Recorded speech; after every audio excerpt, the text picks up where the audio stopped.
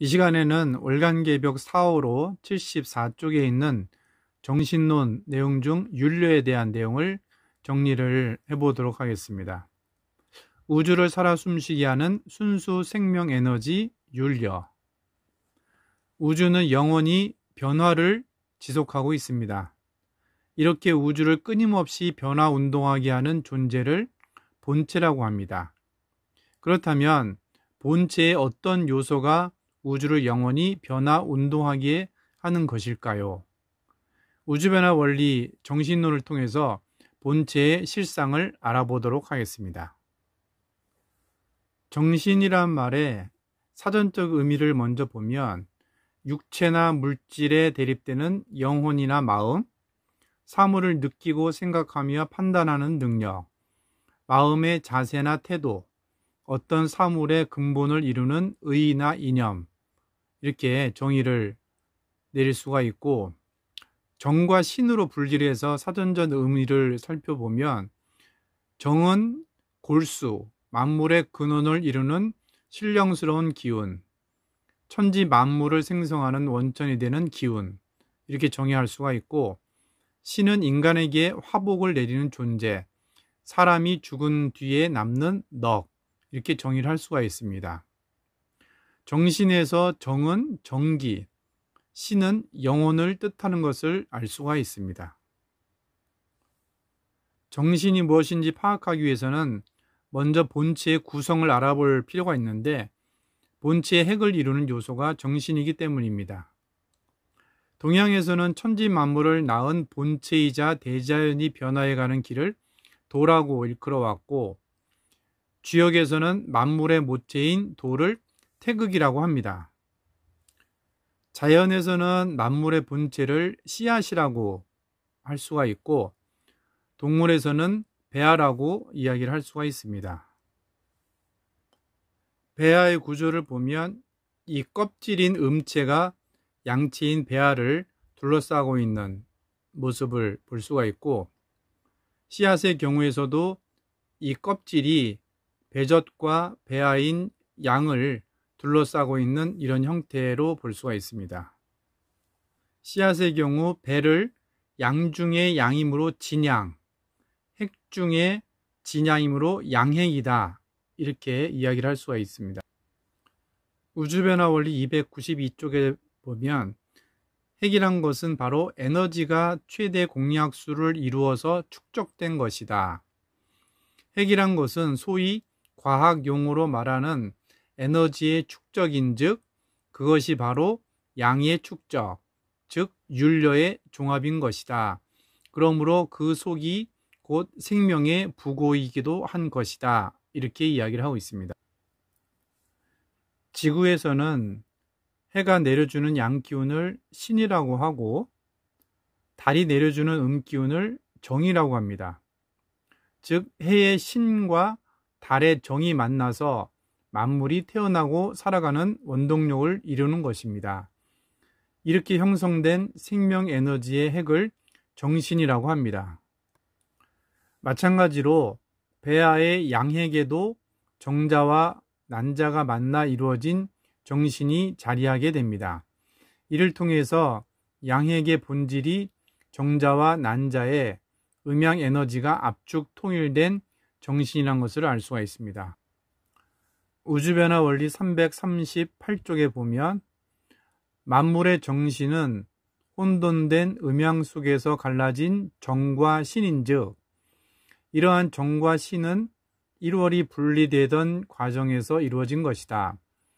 다시 말하면 음이 점점 응고하여서 달이 된 때에는 정이 이루어졌고, 양이 점점 응취되어서 해가 된 때에는 신이 이루어졌던 것인데, 이것이 바로 만물 정신의 기원인 것이다, 이렇게 설명을 하고 있습니다. 이러한 정신이 생성되는 상은 하도에서도 발견을 할 수가 있습니다. 이 하도의 그림을 살펴보면 하도는 성수가 생수를 감싸고 있는 형상으로 열매의 형태와 같다고 할 수 있습니다. 즉 성수인 6, 7, 8, 9가 생수인 1, 2, 3, 4를 감싼 외부의 형상은 껍질이 과육을 싸고 있는 형태와 같습니다. 그리고 신무국이 오황극을 감싼 중심부의 모습은 본체인 씨앗의 형태를 하고 있습니다. 구체적으로는 12오를 감싸고 있으며 정십자의 형태를 5개의 점은 중심의 일태극을 포함하고 있습니다. 십자의 양과 음이 만나 생명 에너지를 창조하고 있는 것입니다. 정신이 생성되는 음양의 교차점을 공태극이라고 합니다. 78쪽에 보면 12지지로 본 우주 정신의 생성인데 12지지의 변화를 보면 미토 이후에 신상화와 유금이 양기를 수축하여 수로토에서 한 점으로 통일을 시킵니다. 이때 생성되는 만물 변화의 원동력을 우주 정신이라고 합니다. 우주 정신은 무극인 미토에 바탕을 두고 생성되기 시작하여서 공태극, 술토에서 완성됩니다. 이 과정을 살펴보면 미토는 음양의 성질이 사라질 정도로 분열의 극에 다다른 상태이고 신상화에 이르면 음이 양을 싸면서 통일되기 시작합니다. 시간이 흘러서 유금이 되면 음과 양의 성질이 좀 더 확연히 드러나고 다시 술토에 이르면 내변작용이 일어나서 씨까지 단단해집니다. 이 순간 음은 양을 완전히 통일하게 되어 음양의 구분이 명확해집니다.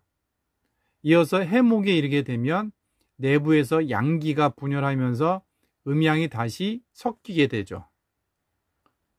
이상을 통해서 보면 해와 오해, 해에서부터 오까지 이르는 과정에서 음양이 섞이면서 혼음, 혼양이 되는 과정이고 신유술은 음양의 혼탁함이 제거되면서 순수성을 회복하는 과정이라는 걸 알 수가 있습니다. 또한 미에 이르러서 음양의 성질마저 사라지고 술에서는 음양 각자의 성질이 온전히 회복되는 것을 알 수가 있습니다. 이렇게 공태극에서 음과 양의 구분이 확연해지는 찰나의 순간에 형성된 순수 음양을 율려라고 합니다. 그러므로 우주 정신인 율려는 태극에 내재한 순수 양핵이자 순수 생명 에너지라는 것을 알 수가 있습니다. 우주변화 원리 316쪽에 보면 율려란 것은 만일 한마디로 말한다면 운동하는 음양의 순수 핵심을 말하는 것이다.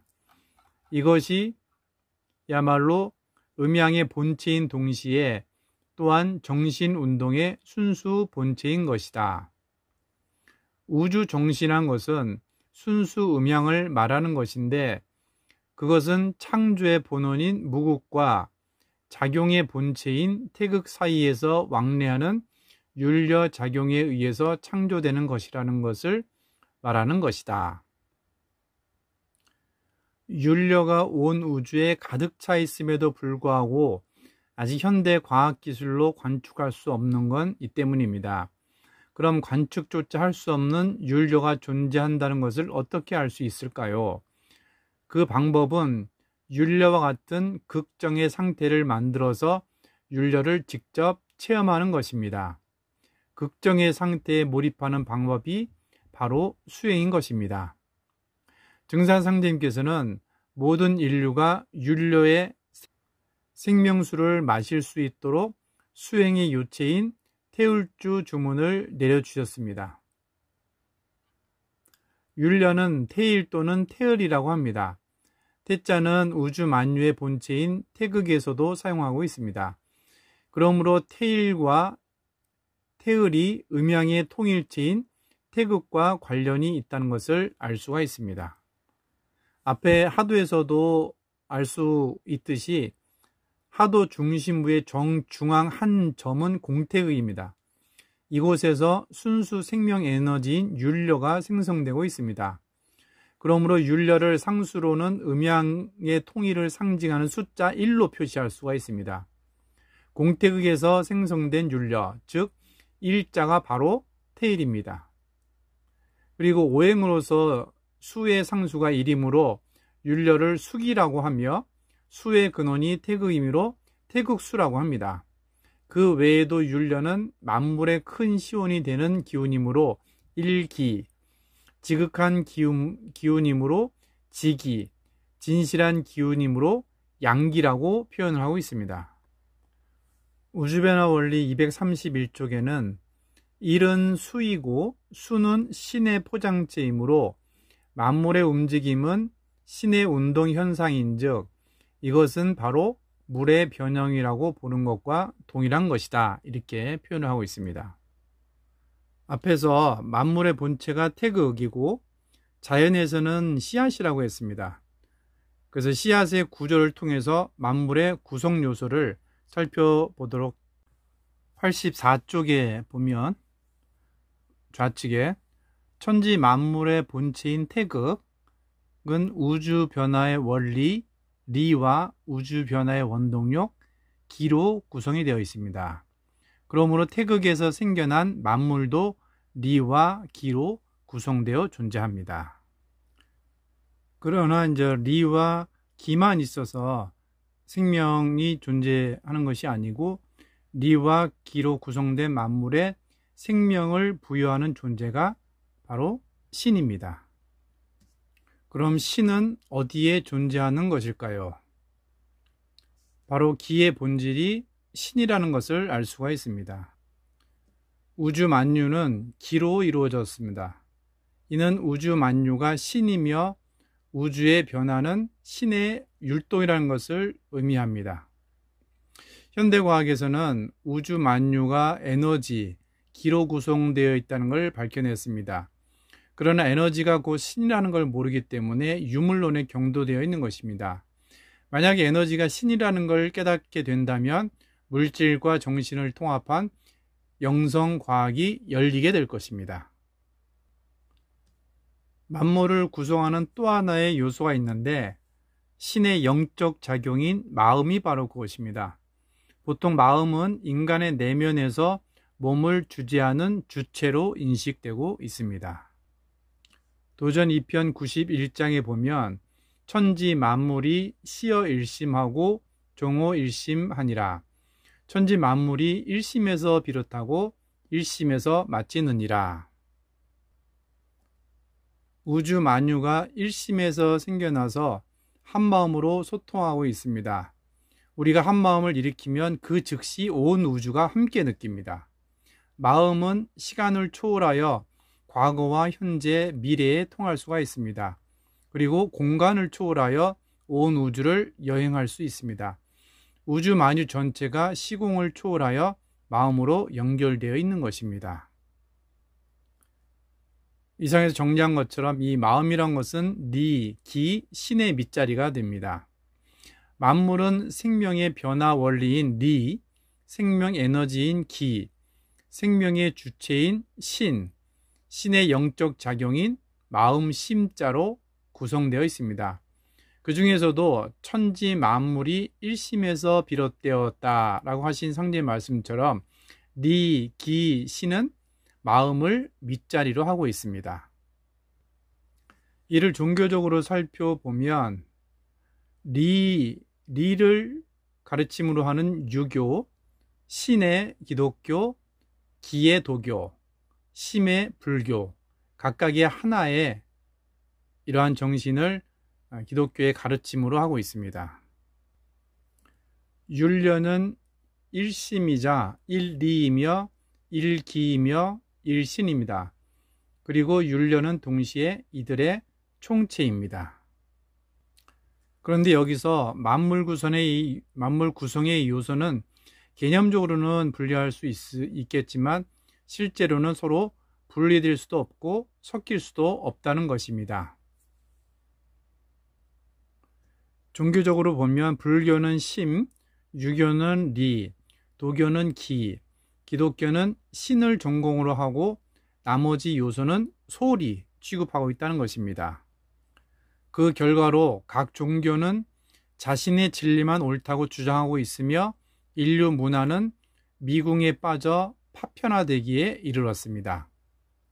지금은 온 천하가 가을 운수의 시작으로 들어서고 있는 가을 개벽기입니다.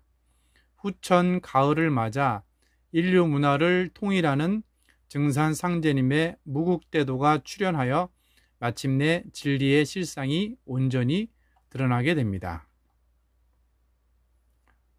도전 7편 38장에 보면 천지대운이 이제서야 큰 가을의 때를 맞이하였느니라.